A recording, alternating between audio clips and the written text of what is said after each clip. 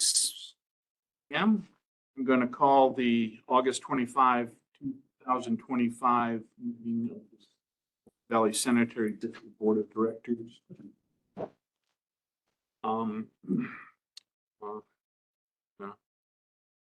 Allison, you did the roll. Well, do we have any director requests for remote meeting attendance? We have no AB 2449 or 2302 requests.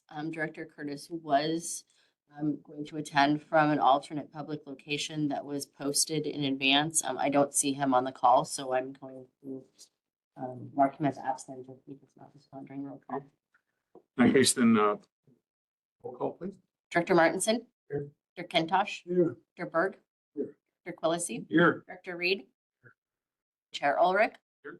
Then I will be marking Jack Curtis as absent as of now because nobody is on as a virtual attendee. Very good. Mr. Reed, would you like to lead us on the board?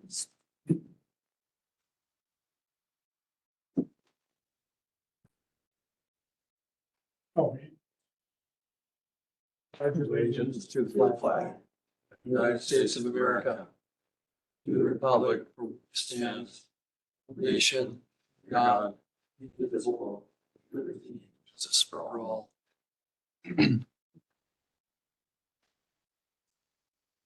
Okay. Do you have any additions or amendments to the agenda? Okay. Public commentary or comments? There's no public on. Okay. Consent items. We have approval of minutes for the July 28 meeting and a review of disbursements checks for the period of July 21 through August 13, 2025. The discussion related to consent items, questions, queries? I'll move approval of items 6 and 7. A second? Martinson. Who's not present, so I'm not going to. You do know that you actually can just vote to receive them and approve them, but you don't have to actually be present to do that. But you can abstain if you still want to. Just abstain. Director Kentosh. Yes. Director Berg. Yes. Director Quillisi. Yes. Director Reed. Yes. And Chair Ulrich. Yes. Great. Action items.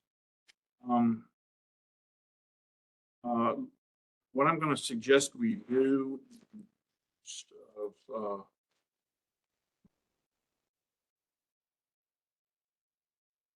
Fisher time is we'll move that item is see here.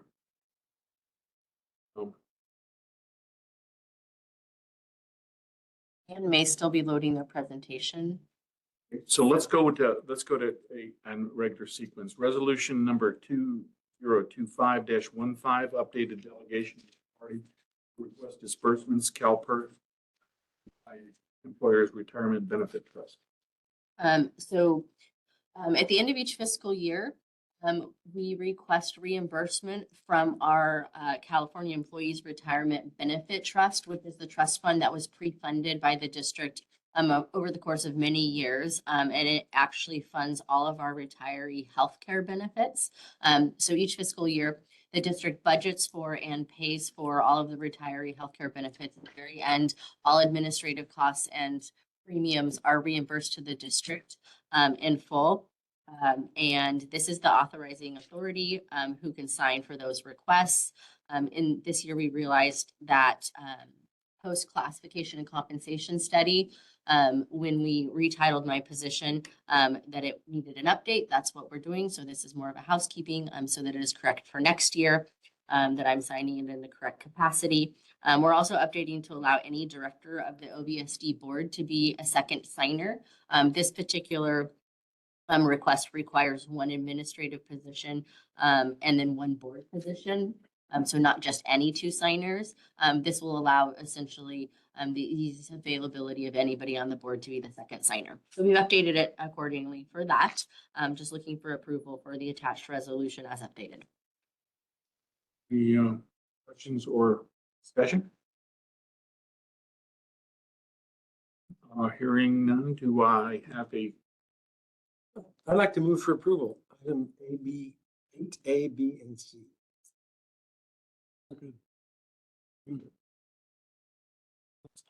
Director Martinson, Yes. Director Kentosh, Yes. Director Byrd, Yes. Director Quillisi, Yes. Director Reed, Yes. Ulrich. let's do number 9, which looks like it's housekeeping as well. Item 9 is almost identical, but for a different reason, as item number 8. So this is designation of applicant agent for FEMA. These are the people authorized to sign for our disaster-related requests. Once again, this one needs an update because of the title change. So we most recently signed something outside of the electronic forum and realized that it needed to be updated. So we are doing that as well. And this one we kept as the board chairman as a requirement of FEMA. Why this one isn't just any. Chairman, by title, not by name. We always try to do things by title, just so we're not updating them every single year. Very good. Any questions or discussion? Move approval of 9. Second. Director Martinson. Yes. Director Kentosh. Yes. Director Berg. Yes. Director Quillisi. Yes. Director Reed. And Chair Ulrich. Yes. Okay, do we have everything uploaded to number 12? You're missing Jim. Yeah. In that case, we may move to something else here. So let's just keep going with the item number 10.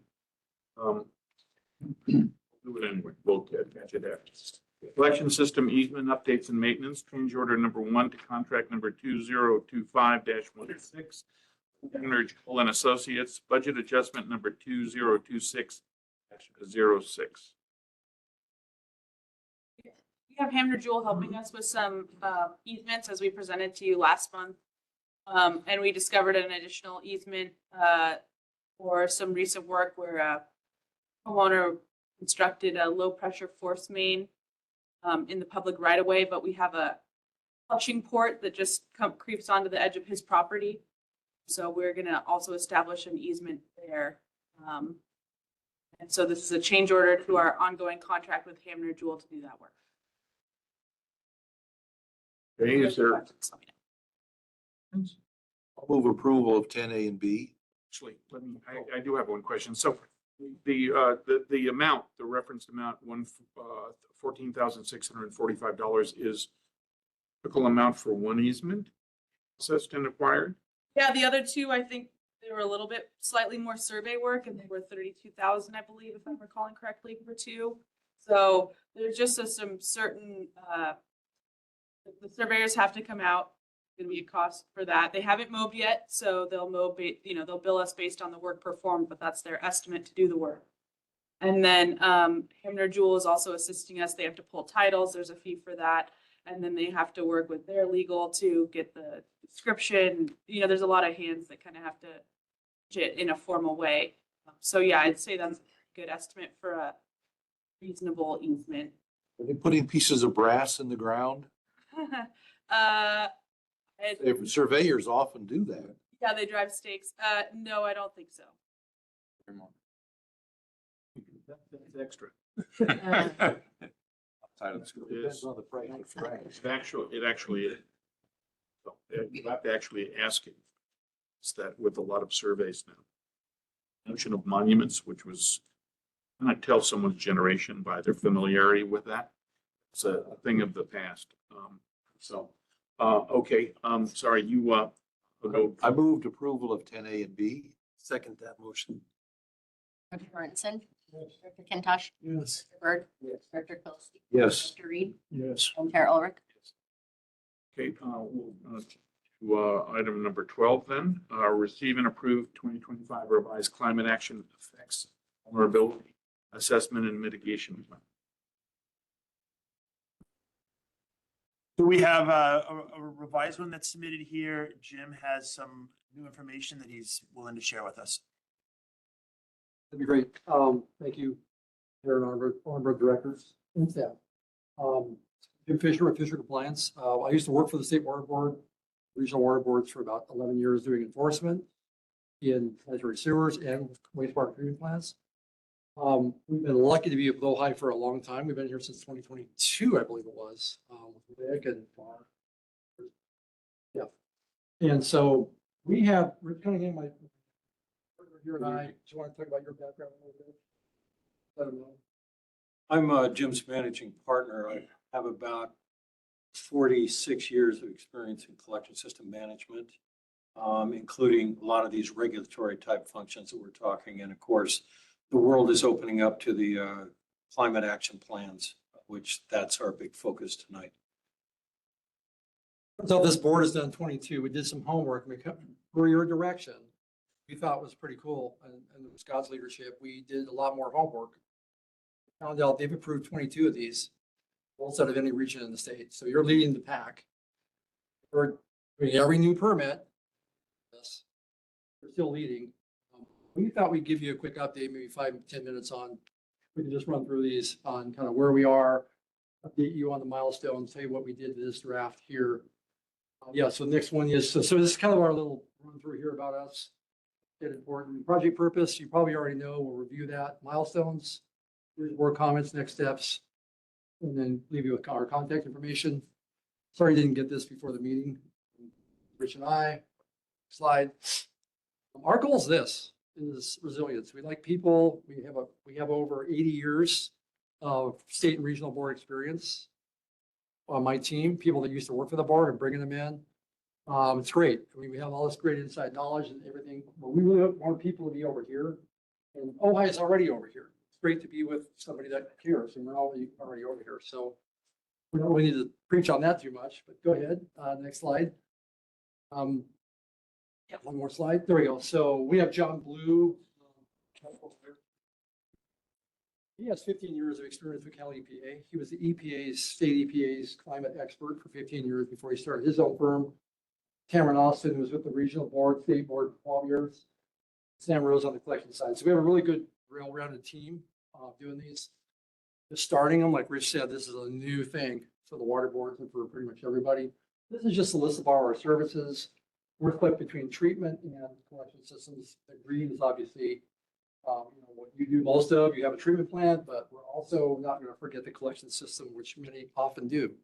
Plans that we review. So here's where we've been with Ojai. We did the first audit in 2022, 2023.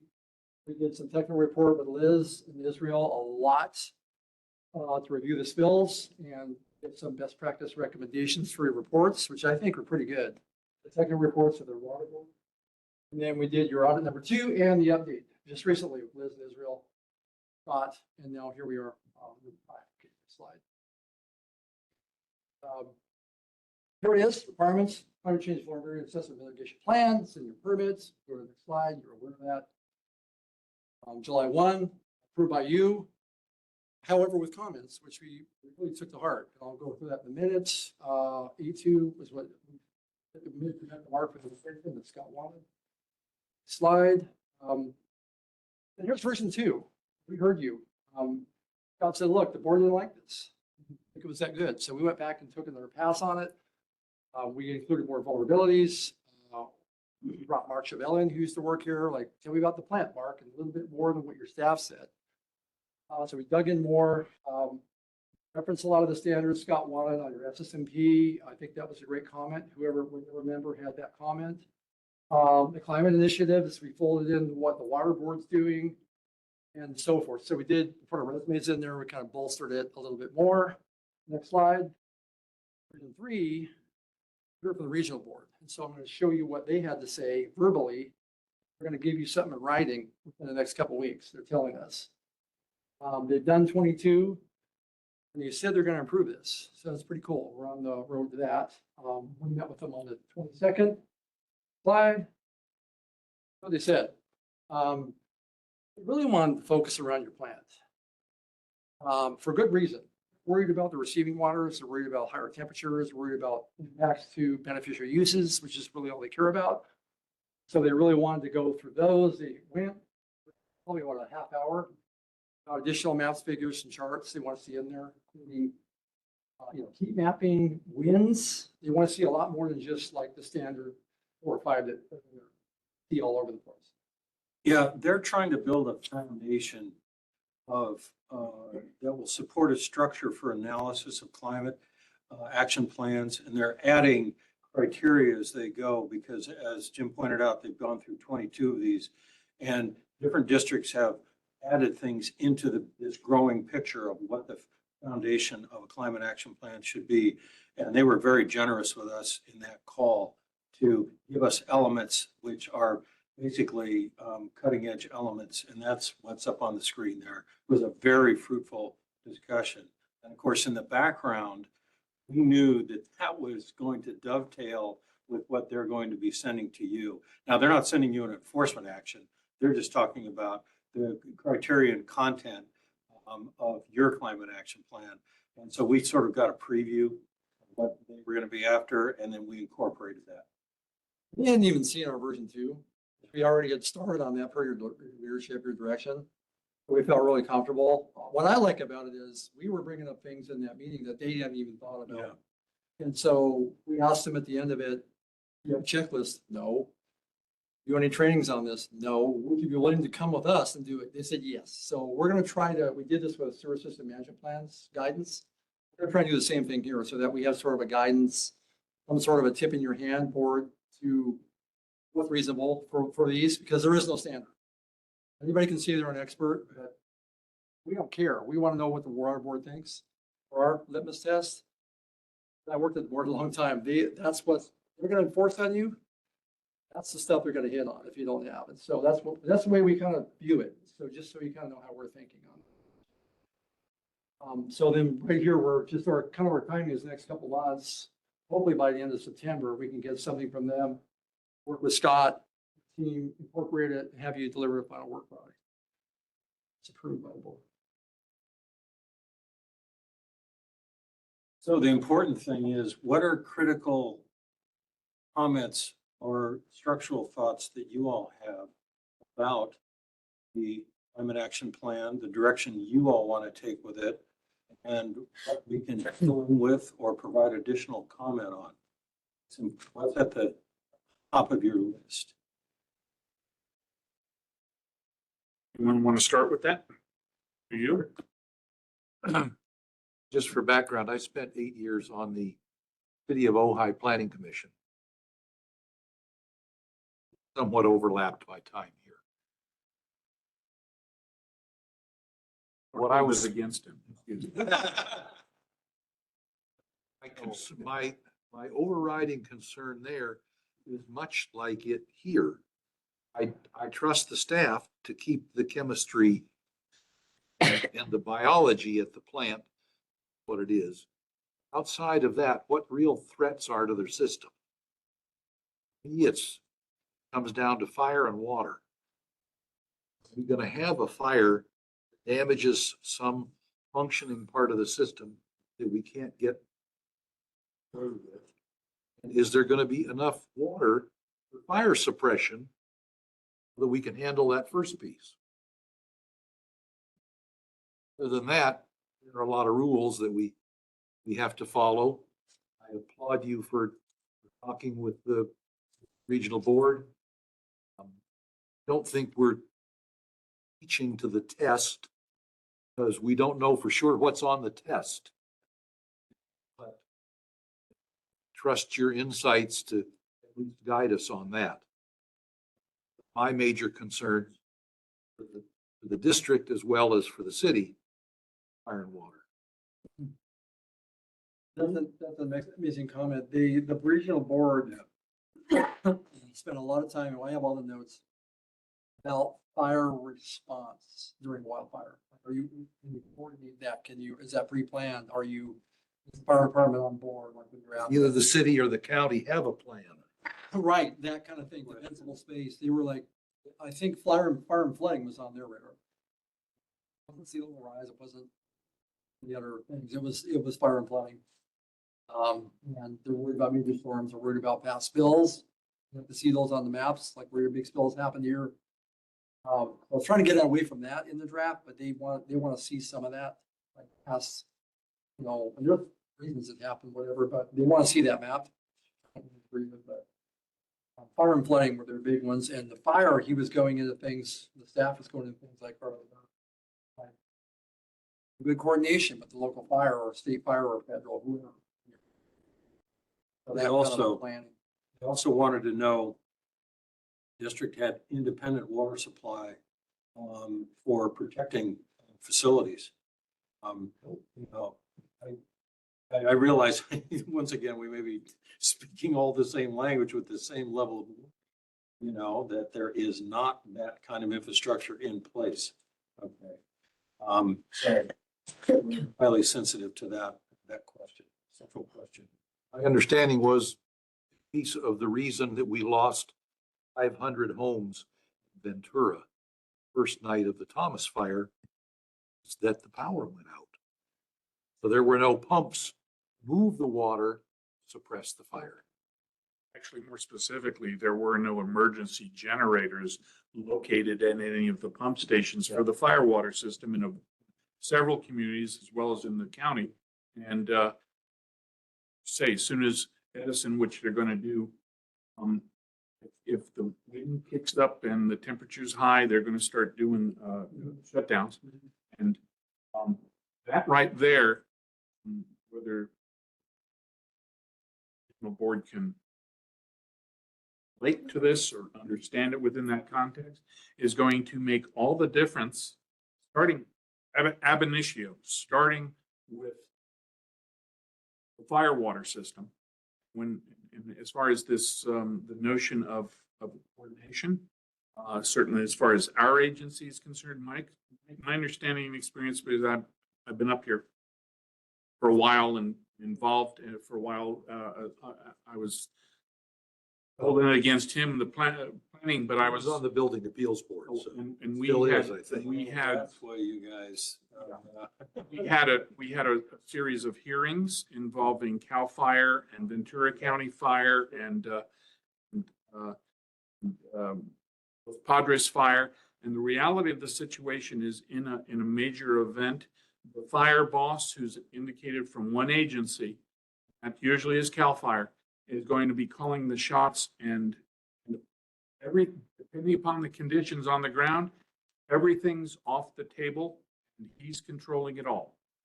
And then mutual aid oftentimes results in folks that are from out of town, have no familiarity with the local topography, geography, roads, anything. They're under direct control of the fire boss, and they don't get to make choices or call shots on the ground. So the reality of the situation is, the water board may be asking about a plan. Not aware of any plan. Not aware of any plan from the county fire. Don't have city fire up here. So that's not an achievable thing, I believe. Gainsay. It is difficult. My son's a captain in CAL FIRE and is pushed into those mutual aid situations, out of county assignments. They don't know anything, in reality.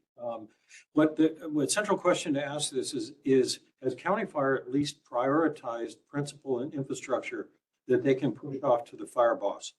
That's a major concern. Not that I'm aware of, but then again, our agency, I don't know what, for example, Casitas Water District had that same issue that Ventura and Camarillo had regarding not having generators placed next to their pump stations to be able to maintain pressure. And as soon as the tanks up on the hills went down, that was it. That's it. And I don't think we've had any kind of coordination from that perspective. Are you aware of anything, Dr. Ellison? I have met with some of the district fire county reps here in the valley to start these conversations, to introduce myself and let them know what's paramount for us. And I think that, at least they might know that would be beneficial from knowing where there's